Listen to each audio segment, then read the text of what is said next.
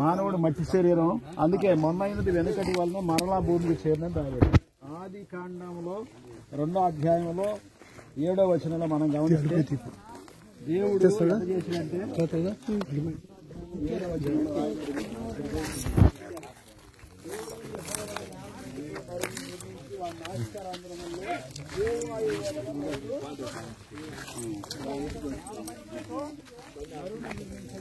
కాబట్టి మనంతా మట్టి శరీరం అండి. అందుకే ఇప్పుడు నిన్న 3 గంటల టైంలో ఆత్మ దేవుడి దగ్గరికి వెళ్ళిపోయి మనందరి ఆత్మలు కూడా దేవుడి దగ్గరికి వెళ్ళాలా. దేవుని దాసుడు ఎలీషా అన్న నేను బాగా ఎరుగుతును. ప్రభువుని నమ్మిన అప్పటి నుండి కూడా తను ఎప్పుడు కూడా దైవశావకుల పక్షానే ఉంటాడు, దైవశావకులతోనే కలిసి ఉండేవాడు. కాబట్టి ఆయన ఆత్మ నిన్ననే చేర్చబడింది దేవుని దగ్గరికి. నేను ఒక చిన్న మనవి చేసుకున్న దేవునితో, మాకు బుధవారం, గురువారం, శుక్రవారం వరుసన పరిచర్య ఉంది. పరిచర్య ఉండా నేను గురువారం నరసాపేట వెళ్ళాలా. నరసాపేట వెళ్ళిన తర్వాత మా అమ్మాయి అన్న కూతురు మెర్షి, దేశ మెర్షి నారాయణ స్వామి కూతురు అల్లుడు లెక్క మాకు బంధువులు. మార్కు కూడా కొడుకుతాడు. అయితే అమ్మాయిలు చూసి వచ్చారంట. నిన్న ఉదయకాలం నేను ఫోన్ చేశా నారాయణ స్వామికి, అయ్యా వెళ్ళొచ్చారు చూసి వచ్చారంటే చూసి వచ్చాం అంకులు, పర్వాలేదు మేము వెళ్ళినప్పుడే కొద్దిగా మౌనం దాల్చాడు, అసలు ఏం లేదు, తింటాం తాగడం ఏం లేదు, నిన్న బాగానే ఉన్నాడంట అని చెబుతూ వచ్చాం. సరే మేము కూడా చూసి రావాలని గురువారం నర్సాపేటకి వెళ్ళాం. అక్కడ మా అమ్మాయిలు ఉన్నారు. మా అమ్మాయి తోడుకోళ్ళు అక్కడ ప్రసవించింది హాస్పిటల్లో. అక్కడ చూసుకొని నిన్న మధ్యాహ్నం 3 గంటలకు ఇక్కడికి వచ్చా గోవిందపురం. 3 గంటలకు వచ్చాను. అక్కడ సియోను మందిరంలో పాస్టర్ గారు ఉన్నాడు. ఆ అబ్బాయి నేను వచ్చిన తర్వాత నేను సేవకి వెళ్ళినప్పుడు ప్రభువులో ఉన్నాడు, అంటే కొత్తగా వస్తున్నాడు. నేను వచ్చిన తర్వాత స్థిరపడ్డాడు, సేవకుడు అయ్యాడు, తెనాలి ఏరియాలో చేశాడు, ఇక్కడికి వచ్చాడు. ఆ అబ్బాయి దగ్గరికి వెళ్ళాను. 3 గంటల నుంచి 3:30 పావుదొక్కు 4 గడికి వాళ్ళు అక్కడ ఇంటి దగ్గర ఉన్నాం. ఉండి మేము కలిసి పాస్టర్ గారు, నేను, ఆ సేవకుడు ముగ్గురు వచ్చాం. బాబా ఇప్పుడే ఖచ్చితంగా ఒక అరగంట లోపులోనే ప్రభు మహిమలోకి వెళ్ళాడు. అంటే దేవుడితో నేను చేసిన మనవి దేవుడు విన్నాడు నిజంగా. అంటే నేను ఎప్పుడైతే 3 గంటలకు వచ్చాయి కదా, 3 గంటలకు ఉన్నాడు. అప్పుడు డైరెక్ట్గా ఇంటికి వచ్చి ఉంటే చూసేవాడిని, సేవకుడిని కలుపుకొని వద్దామని వెళ్ళానన్నమాట. జరిగింది. కాబట్టి ఆయన ఆత్మ ప్రభువు దగ్గర ఉంది, ఆనందిస్తుంది. అయితే మనందరం కూడా ఈ లోకంలో యాత్రికులు, పరదేశులు అండి. మనం కూడా ఒకరోజు చనిపోవాలా. చనిపోతే మన దేహము మట్టికి పెడతారు, కూర్చిపెట్టినా తగలబెట్టినా మట్టిలో కలిసిపోయింది. మొన్నైన దేహము మట్టికి వెళ్ళిపోయింది. ఆత్మ దేవుడి దగ్గరికి వెళ్ళాలా. ఆత్మ దేవుడి దగ్గరికి వెళ్తే ఏముండిద్దంటే అక్కడ తీర్పు ఉండిద్దండి. ఇప్పుడు అన్నగా తీర్పు లేదు, ఎందుకంటే క్రీస్తు యేసునందున్న వారికి ఏ శిక్షా విధి లేదని రాయబడింది. మనుషులందరి తీర్పు, మనుషులందరి మరణాన్ని, మనుషులందరి యొక్క పాపాన్ని యేసు ప్రభువారు శిలువలో భరించాడు. మానవులందరి పాపాల పరిహారం కొరకై శిలువలో రక్తం కార్చాడు, చనిపోయి సమాధిపడి తిరిగి లేపబడ్డాడు. యేసు ప్రభువుని ఎవరైతే రక్షకుడిగా అంగీకరిస్తారో, భూమి మీద ఉండగానే, గొంతులో ప్రాణం ఉండగానే యేసు ప్రభు దేవుని కుమారుడని ఎవరు నమ్ముతారో, విశ్వసిస్తారో, ఆయన మృతుల్లోండి లేపబడ్డాడని ఎవరు నమ్ముతారో వారు రక్షణ పొందుతారు. ఆత్మ దేవుని దగ్గరికి వెళ్ళింది. అక్కడ దేవుని దగ్గరికి వెళ్ళింది. ఇప్పుడు అన్న ఆత్మ దేవుని దగ్గర ఆనందిస్తా ఉంది. శరీర బలహీనతలు ఏం లేవు, అక్కడ రుగ్మతలు ఏం లేదు, దుఃఖమేమి లేదు, బాధ ఏమి లేదు, అక్కడ ఆనందిస్తున్నాడు.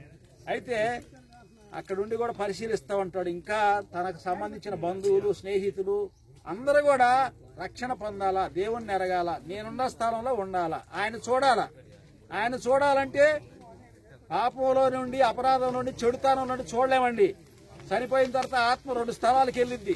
దేవుని రాజ్యానికి ఇప్పుడు అన్న ఆత్మ వెళ్ళింది. దేవుని రాజ్యం కాకపోతే ఏముందంటే నరకాగిరి. చూడండి, అది అక్కడ మంట మండుతుంది. కొద్దిగా మంట దగ్గర కొద్దిగా వెళ్తే మనకి ఆ శగ తట్టుకోలేము. 9 అడుగుల నుంచి 12 అడుగులు మంటలు ఎగసిపడతా ఉంటాయి ఆ పాతాళంలో. ఆ మంటల్లో మన ఆత్మకు సావులేదు. చూడు, మన నీడ మనం వెంటాడినట్టుగా మన ఆత్మ మనం వెంటాడుతూ ఉండింది. ఆత్మకు సావు లేదు. అక్కడ యుగాలు తీర్పుని. చాలా మంది కుటుంబాల్లో సమస్యలను బట్టి, మీ కుటుంబాల్లో ఏదైనా భార్యాభర్తల మధ్య వివాదాలను బట్టి, లేకపోతే పిల్లలు ఏదైనా తిరుగుబాటు చేసిన దాన్ని బట్టి కొంతమంది చచ్చిపోతే బాగుంది అనుకుంటారు. చచ్చిపోతే బాగుండదు. మరణం అంతం కాదండి, ఆరంభం. మరణము ముగింపు కాదు, మరణం ఆరంభం మానవ జీవితానికి. మనం భూమి మీద జీవించే కాలం ఎంత తెలుసా? తల్లి గర్భంలో ఒక శిశువు ఉండిద్ది. తల్లి గర్భంలో ఒక శిశువు అంటే గర్భంలో శిశువు 9-10 మాసాలు ఉండిద్ది. ఈ 70-80 సంవత్సరాల జీవితం అంతా అంతే. 9-10 మాసాలు లెక్కేనంట దేవుని దృష్టిలో, గుర్తుపెట్టుకోండి. తర్వాత ఆరంభమైంది మానవ జీవితం. మనుషులు ఒక్కసారే మృతి పొందాలాడు, తర్వాత తీర్పు జరుగును. మా హెబ్రీ పత్రిక 9:27 రాయబడింది. ఆ తీర్పు తప్పించుకోవడానికి యేసు ప్రభువుని నమ్ముకోవాలా. చెప్పే నేను కూడా ఒకప్పుడు భయంకరమైన పేకాట, త్రాగుడు, భయంకరమైన వ్యసనాల్లో జీవించా. ఈ పాపం చేసి అన్ని రకాలుగా పాపంలో కొనసాగా. 1-2 సార్లు ఉరిపెట్టుకొని చచ్చిపోవాలనుకున్నా నేను చేసే పనులు బట్టి. మా బాబాయ్ ఒక ఆయన ఇంజనీర్, ఒక ఆయన మిలిటరీ చేశాడు. అంటే నేను చదువుకుంటానని నాకు ఎంతో డబ్బు పంపించేవాడు. కానీ నేను చదువుకున్నా కానీ డిగ్రీ వరకు చదివే కానీ నేను ప్రయోజకుడు కాలే. ఏం కారణం అంటే నేను చేసే పాపం, నేను చేసే అవిధేయత. కాబట్టి చచ్చిపోవాలనుకున్నా. ఒకసారి ఎట్నే వాగుండిద్ది మాకు కూడా, వాగు పొలానికి వచ్చే పాముల చేత కల్పించుకొని చచ్చిపోవాలని. కాబట్టి అలాంటి వాడిని దేవుడు బ్రతికిచ్చాడు. ఎలా తెలుసా, మా తల్లి నా కోసం ప్రార్థన చేసింది. ఇట్లా మాలాగా ఇప్పుడు దైవసేవకులైన వాడు నా కోసం ప్రార్థన చేశారు. నేను పాపినని గ్రహించాను, నా పాపాలు ఒప్పుకున్నా. ఇప్పుడు నేను చనిపోయినా ప్రభు రాజ్యంలో ఉంటానని నాకు నిశ్చయిత ఉంది. ఇక్కడ చేరొచ్చిన వాడు ఎవరైనా సరే నామకార్థ భక్తిలో లేకపోతే పండగ ఆచారంలో, ఇప్పుడు చూడు, మనిషి చచ్చిపోతే టపాసులు కాలవాల, పెళ్లి అయితే టపాసులు కాలవాల, ఏదైనా మరి ఊర్లో ఏదైనా జాతరలు జరిగితే అక్కడ ఉండాలి, మనం గులాములు కొట్టుకోవాలా. ఇది ఆచారం, గుర్తుపెట్టుకోండి. నామకార్థ జీవితంలో కొనసాగబాకండి, ఈ భక్తి ముసుగులో ఉండబాకండి. ఇది అశాశ్వతమైన జీవితం అండి. పాస్టర్ గారు ఎన్నో విషయాలు అక్కడ తెలియజేశాడు. మనకి ఇక్కడ టైం లేదు కాబట్టి ఈ లోకంలో మనం ఎంతకాలం జీవిస్తామో తెలీదు. బైబిల్ చెబుతుంది 70 సంవత్సరాలు అధిక బలం ఉంటే 80 దగ్గరకు వచ్చాడు. అధిక బలానికి అంటే 70 దాటి 80 లోపల ఉన్నాడన్న మహిమలో ప్రవేశించాడు. శరీరంలో ఎన్నో బాధలు, కొంచెం బాధపడతా వచ్చాడు. బాధపడ్డ ప్రభు రాజ్యంలో ఆనందిస్తున్నాడు. చేరొచ్చిన వాళ్ళు, బంధువులేమి, స్నేహితులేమి, పల్లెలో ఇక్కడ చేరొచ్చిన వాళ్ళు అందరూ కూడా యేసు రక్షకుడిని నమ్మాలా. బాగా తెలుసు కదా అనుకుంటారు, పండగ చేస్తాం కదా అనుకుంటారు, గుడ్ ఫ్రైడే. మరి యేసు ప్రభువు నా పాపాల కొరకు చనిపోయాడు, తిరిగి సమాజవాడు లేపబడ్డాడని నమ్ముతావు కానీ ఈ ఆచారం విడిచిపెట్టాలి, ఈ భక్తి విడిచిపెట్టాలా. ఇది ఎంత నామకార్థ భక్తి, గుర్తుపెట్టుకో. ఆ భక్తి నుండి విడిచిపెట్టబడాలా, నిజమైన భక్తుడుగా చేయబడాలా. కాబట్టి ఆ భక్తుడిగా చేయబడ్డ ఎలీషన్న ప్రభు రాజ్యంలో ఉన్నాడు. నమ్మిన వదినమ్మ నమ్మకం వచ్చింది, కుమార్తె నమ్మింది, పెద్ద కుమారుడు చనిపోయింది తెలుసు నాకు. అయితే అందరూ కూడా ప్రభు రాజ్యంలో ఉండారు, నేను చెప్పగలను. ఇప్పుడు ప్రభు రాజ్యంలో ఉంటారు పిల్లలు కూడా. కానీ చేరొచ్చిన వాళ్ళు కూడా యేసు రక్షకుని నమ్మాలి. మట్టి శరీరం ఇప్పుడు మట్టికి పెడుతున్నాం, తర్వాత మట్టిలో కలిసిపోయింది. ఇందాక దేహం, ఆత్మ, ప్రాణం విమోచించబడింది, భద్రం చేయబడిందని ఇందాక పాస్టర్ గారు గుర్తు చేశాడు. కాబట్టి ఈ విషయాలు గుర్తుపెట్టుకొని యేసు ప్రభువుని రక్షకుడుగా అంగీకరించండి. అయ్యా నిజంగా ఇది ఎంతో భారంతో కూడి చెప్పే మాట. ఈ సమాధి దగ్గర వేరే చోట అయితే ఇంత చెప్పరు, మీకు ఏం చెప్పరు. చేస్తారు, ఒక మాట చెబుతారు, ప్రార్థన చేస్తారు, ముగించి పంపిస్తారు. కానీ ఇది మన జీవితానికి సంబంధించి, మన భవిష్యత్తుకు సంబంధించింది. తర్వాత తదుపరి మరి మన జీవితంలో గమ్యం ఏంది అనేది ఎరగాల. ఆలోచించండి, మాట్లాడబాకండి. ఇక్కడ చెప్పే మాటలు ఆలకించండి. యేసు ప్రభు నీ పాపాలు క్షమిస్తాడు, నీ రోగాలు కుదురుస్తాడు, నీకున్న సమస్యలు తీసేస్తాడు, ప్రభు రాజ్యంలో ఆనందిస్తావు. ఇట్టి నిరీక్షణ, ఇప్పుడు ఈయన కలిగిన నిరీక్షణ, నెమ్మదిగా ప్రభుని అంగీకరించాడు. చాలా నెమ్మది మరణం. నేను వచ్చేవాళ్ళు చెబుతున్నాడు, బాబా ఇప్పుడే ఏమి లేదు, చాలా సింపుల్ గా ప్రభు రాజ్యానికి వెళ్ళిపోయాడు. చాలా మంది మరణాలు ఎట్లాంటి చేసా బైబిల్ గ్రంథంలో ఉండే ఆత్మహత్యలుండి, బైబిల్లో కూడా కొంతమంది భక్తులు పరిస్థితులను బట్టి ఆత్మహత్యలు చేసుకున్న వాళ్ళు ఉన్నారు. అఘాయితమైన మరణాలు, ఎన్నో యాక్సిడెంట్ ప్రమాదాలు. అయితే 82వ కీర్తనలో ఉంది, ఇతర మనుషులకు వచ్చినట్టు వచ్చింది అన్నారు. అయితే వచ్చినా సరే భక్తులకి ఒకవేళ ఏదైనా పరిస్థితులు వచ్చినా సరే ప్రభు రాజ్యంలో ఉంటారు. నమ్మండి, యేసు ప్రభుని నమ్మండి, రక్షకుడు అంగీకరించండి. కాబట్టి మట్టి దేహం, 1 కొరింథీ పత్రిక రాయబడింది, ఆదాము మొదటి మానవుడు మంటి సంబంధి, రెండో మానవుడు యేసు ప్రభు వారు రెండో మానవుడికి వచ్చాడు, మానవులను విమోచించడానికి వచ్చాడండి. కాబట్టి ఆ యేసు ప్రభువునందు విశ్వాసం ఉంచండి, మీరు మీ ఇంటి వారు రక్షణ పొందుతారు. ప్రార్థన చేస్తాం. ప్రేమ స్వరూపుడు అయిన మా ప్రియ పరలోకమందున్న తండ్రి, వందనాలు. యేసుక్రీస్తు ప్రభువారి యొక్క అతి శ్రేష్టమైన నామంలో చెల్లించుకుంటున్నాము దేవా. మరి దాసుడు మరి ఎలీషా అంకుల్ని బట్టి కూడా వందనాలు ప్రభా. ఈ లోకంలో మీరు సృజించినారు, రక్షించుకున్నావు దేవా. మరి తన యాత్ర ముగించుకొని ప్రభు మహిమలోనికి మరి పిలువబడ్డాడు. ఈ రీతిగా ప్రభు మరి తన భౌతికాయాన్ని భూస్థాపన కొరకై ప్రభు యొక్క బరియల్ గ్రౌండ్కి తీసుకుని రావడం జరిగింది. మీ దాసుల ద్వారా ఇచ్చిన కొన్ని శ్రేష్టమైన మాటల కొరకై వందనాలు ప్రభు.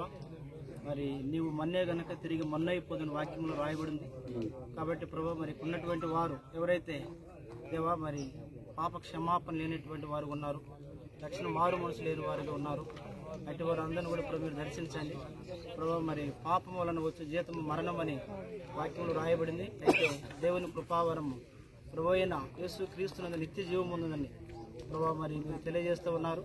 కాబట్టి దయగల తండ్రి కృప కలిగిన ప్రభు మరి ఈ చుట్టుపక్కల ఉన్నటువంటి వారు కూడా ప్రభు మరి ఎవరైతే నిన్ను అంగీకరించలేదు యేసుక్రీస్తు ప్రభుని విశ్వాసం ఉంచి ఆ నరకము పాతాళము తప్పించుకునే దాని కొరకు ప్రభు మీరు అందరినీ కూడా రక్షించమని కూడా ప్రార్థన చేస్తున్నాం. మరి ముఖ్యంగా మీ దాసుడికి దాసురాలకి మరి కుటుంబానికి బిడ్డలకు రక్షణ ఇచ్చినారు. ఆ రక్షణలో వాళ్ళు స్థిరపరిచినందుకు కొరకే వందనాలు. మరి గొడవబడిన మరి భార్య దయగల తండ్రి బిడ్డలను కూడా మీరు ఆదరించండి, ఓదార్చండి, ధైర్యపరచండి. మరి ఈ సమయంలో దయగల తండ్రి తను మరి మొన్నే గనక నువ్వు మొన్నైపోదు అని మీరు సెలవిచ్చిన రీతిగా తన యొక్క దేహాన్ని మేము మట్టికి అప్పగిస్తుంటుండగా నీ కృపలో జ్ఞాపకం చేసుకో. ఈ దాసుల ద్వారా ఇచ్చిన ప్రతి మాట దయగల తండ్రి అనేకులు మరి విన్నారు ప్రభువా. వారి జీవితాలు అద్భుతంగా మీలో వాక్యంలో కట్టబడే దాని కొరకై మీరే దయ చూపించమని, కార్యాభివృద్ధి కొరకై ప్రభావ మీరే సహాయం చేయమని, మహిమ ఘనత స్తుతి ప్రభావములు నీకే ఆరోప్యము చేసుకునొచ్చు యేసుక్రీస్తు ప్రభువారి యొక్క శ్రేష్టమైన నామములోనే ప్రార్థన చేసి స్తుతించి అడిగి వేడుచున్నాము తండ్రి, ఆమేన్. పెట్టండి లోపల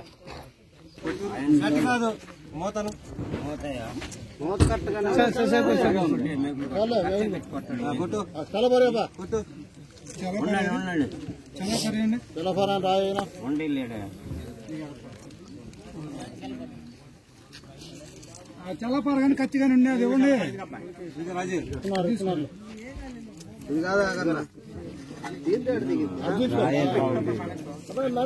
చిన్న కత్తి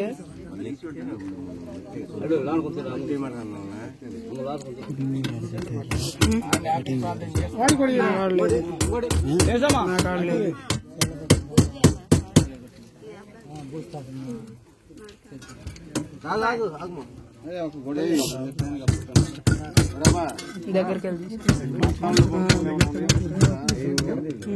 లేదు కానీ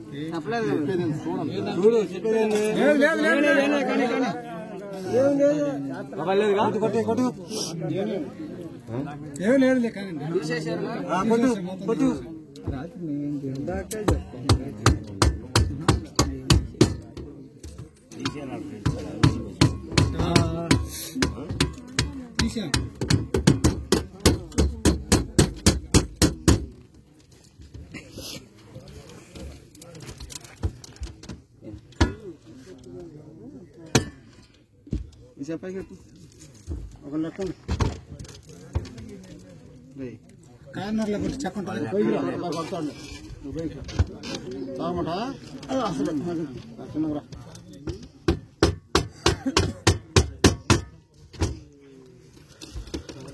రాజు మధ్యలో కొట్టు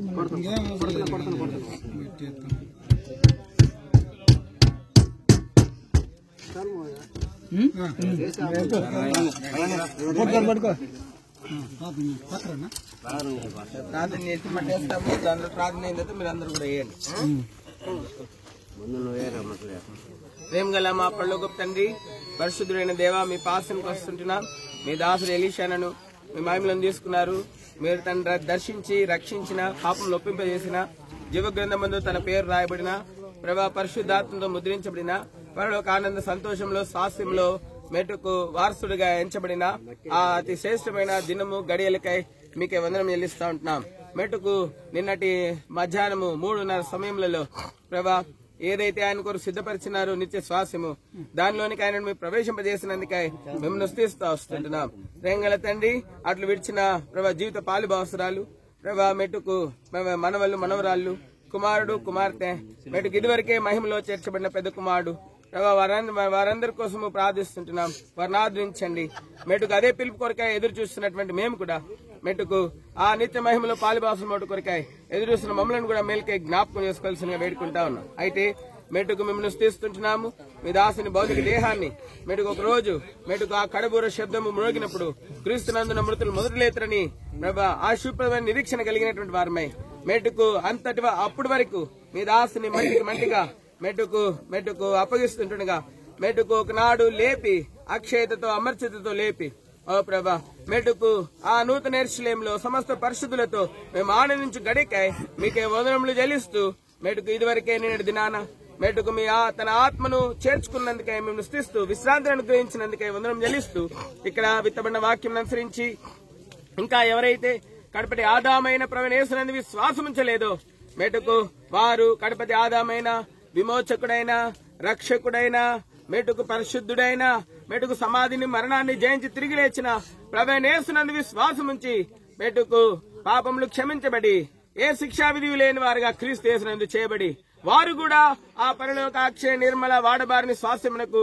మెట్టుకు వారసులోటు కొరకాయ క్రమ చూపించమని వేడుకుంటూ విత్తబడినది శత్రువు దొంగలింపకుండా సహాయం చేయమని మెట్టుకు మంటిగా అప్పగిస్తుండగా మెట్టుకు మేలుకై మెట్టుకు పునరుద్ధాన దినమకై జ్ఞాపకం చేసుకోమని యేసుక్రీస్తు ప్రభు మహిమగల పరిశుద్ధ నామములో స్తుతించి విడిచిపోయిన కుటుంబాన్ని ఆదరించమని సంఘంలో లోటును తీర్చమని మెట్టుకు ప్రార్థిస్తూ చేరొచ్చిన ప్రతి ఒక్కరిని రక్షణార్థమైన మేలులో జ్ఞాపకం చేసుకోవాల్సిందిగా మెట్టుకు ఆ రాజ్యం కొరకే సిద్ధపరచవలసిందిగా ఏ ఒక్కరు ఈ స్థలమందు నీ వాక్యం విన్నవారు మెట్టుకు నీ రాజ్యమును పోగొట్టుకోకుండా సహాయం చేయమని ఓ ప్రభా వారికి అట్లు మారు మనసు కలగజేయమని మెట్టుకు పాపుల రక్షకుడైన సమాధిని మరణాన్ని జయించి తిరిగి లేచిన ప్రతి ఒక్కరి ప్రాణాత్మ దేహములను కాపాడుడు కొరకైన మహత్యం కలిగిన రక్షకుడైన ప్రవీణ యేసుక్రీస్తు వారి మహింగల నామములో మెట్టుకు ప్రార్థించి సమర్పించి మట్టిగా మీ దాసుని అడిగి వేడుకుంటున్నాము తండ్రి. మన తండ్రి అయిన దేవుని ప్రేమ పరిశుద్ధాత్మ దేవుని సహవాసము ఆదరణకరమైన యేసుక్రీస్తు వారికి కృప మెట్టుకు మీ దాసుడు విడిచిపోయిన కుటుంబమునకు సంఘమునకు బంధువులకు ఇరుపరు వారికి మెట్టుకు ఆఖరి రాకడ పర్యంతము మెట్టుకు రక్షించబడి ఆ రాజ్యంలో ప్రవేశించకాయ తోడైండి నడిపించును గాక. దయచేసి అందరికి భోజనాలు ఉన్నాయి, ఇంటి దగ్గర సిద్ధం చేయబడిన వచ్చి భోజనం చేయవలసిందిగా మనం చేస్తా ఉన్నాం.